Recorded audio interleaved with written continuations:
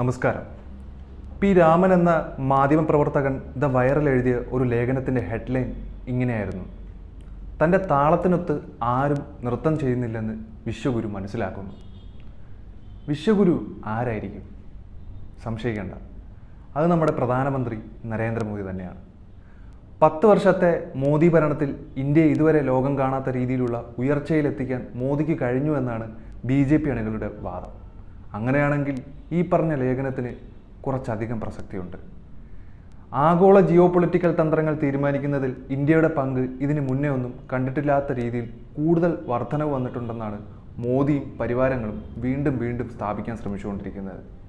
ഇതിൻ്റെയൊക്കെ കൂടെ ഷഠയെന്നും പറഞ്ഞ് വീണ് കിട്ടിയ G20 അധ്യക്ഷ പദവിയെയും US പ്രസിഡൻ്റായിരിക്കെ ഡൊണാൾഡ് ട്രംപ് ഉൾപ്പെടെയുള്ളവർ നടത്തിയ ചില സന്ദർശനങ്ങളെയും തങ്ങളുടെ നൈസർഗികമായ പ്രചാരണ സംവിധാനങ്ങളും ഈവൻ മാനേജ്മെൻറ്റ് ഗ്രൂപ്പുകളുമൊക്കെ വേണ്ട രീതിയിൽ കൈകാര്യം ചെയ്ത് ഗുരുപദവി ഉറപ്പാക്കാനുള്ള എല്ലാ സൂത്രപ്പണികളും അവർ ചെയ്തിട്ടുണ്ട്. ആര്? നരേന്ദ്രമോദി. G20യുടെ മെയിൻ ആവുക എന്ന കാര്യം ഊഴമനുസരിച്ചാണ് ഓരോ രാജ്യത്തിനും കിട്ടുന്നത്. ഇതിനെ മുൻനിർത്തിയാണ് നേരത്തെ തീരുമാനിക്കപ്പെട്ടിരുന്ന 2023 ഇന്ത്യയുടെ നേതൃത്വ പദവിയും ഉച്ചകോടിക്ക് ആതിഥേയത്വം വഹിക്കാനുള്ള അവസരവും ലഭിക്കുന്നത്. എന്നാൽ ഇതൊക്കെ മറച്ചുവെച്ച് മോദിയുടെ മഹത്വമുള്ളത് കൊണ്ടാണ് നേതൃത്വ പദവിക്ക് കാരണമായതെന്നാണ് അണികൾ പറയുന്നത്. പി രാമൻ തൻ്റെ ലേഖനത്തിൽ പറഞ്ഞ പോലെ ജനാധിപത്യത്തിൻ്റെ അമ്മ വിശ്വഗുരു തുടങ്ങിയ മനോഹരമായ സംജ്ഞകളിലൂടെ മോദിയുടെ വരവോടെ ഇന്ത്യ ലോകരാഷ്ട്രീയത്തിൽ നിർണായകമായെന്ന് വരുത്തുന്നതിനുള്ള ബോധപൂർവ ശ്രമങ്ങളാണ് അവിടെ ഉണ്ടായിക്കൊണ്ടിരിക്കുന്നത്.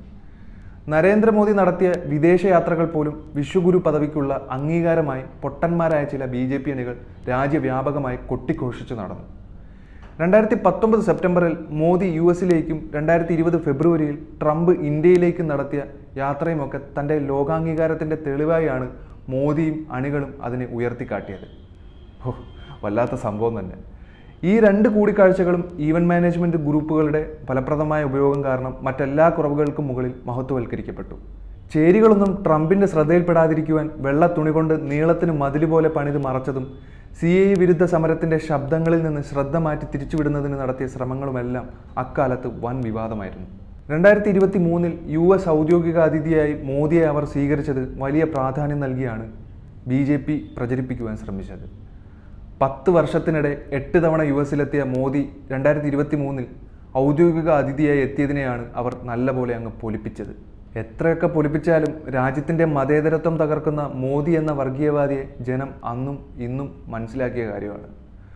മോദിക്ക് മുമ്പ് 2 ഇന്ത്യൻ രാഷ്ട്രത്തലവന്മാരെ മാത്രമേ US ഔദ്യോഗിക അതിഥികളായി മുമ്പ് സ്വീകരിച്ചിട്ടുള്ളൂ.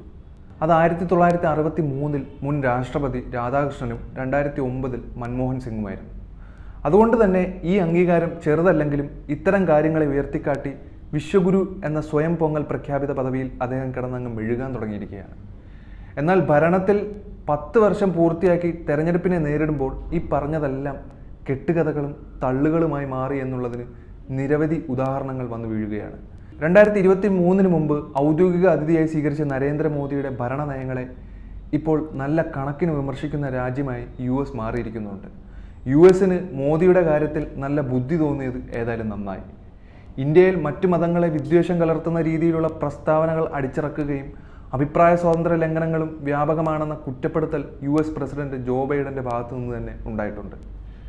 ഇന്ത്യയുടെ സമ്പദ് വ്യവസ്ഥ വളരാത്തതിനുള്ള പ്രധാന കാരണം ഇത്തരം പിന്തിരിപ്പൻ മോദിയുടെ ചില പൊട്ട നിലപാടുകളാണെന്നും ബൈഡൻ രൂക്ഷമായി തന്നെ വിമർശിച്ചു.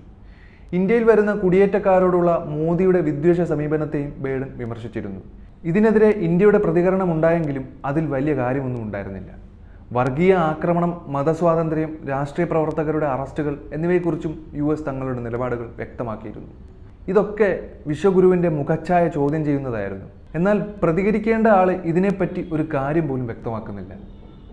എന്തായാലും വിശ്വഗുരു പരിവേഷത്തിന് സംഭവിച്ച തകർച്ചയെ മറയ്ക്കുന്നതിന് മിണ്ടാട്ടം മുട്ടി ഇരുന്നിട്ടൊന്നും ഒരു കാര്യവുമില്ല. അതിന് സാധ്യമാകുകയുമില്ല. തകരാനുള്ളത് സ്വാഭാവികമായി തന്നെ തകരുക തന്നെ ചെയ്യും.